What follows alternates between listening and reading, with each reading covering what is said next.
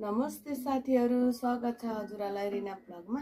आज चाहिँ म खाना गइरहेछु साथीहरू। यो चाहिँ भात भुटेको हैन, फ्राई राइस, यो आलु र पनिरको तरकारी, यो ससेज, यो बाँकेराको काँक्रो, साथमा एकदम गर्मी छ चितवनमा हैन, त्यही भएर मोही अनि पानी। हस् त साथीहरू, यति भन्दै म खाना गएँ हैन। रिना दिदीको मुखबाङ भिडियो हेरेर साथ दिनु होला भन्दै विशेष ममतालाई पनि धेरै धेरै धन्यवाद।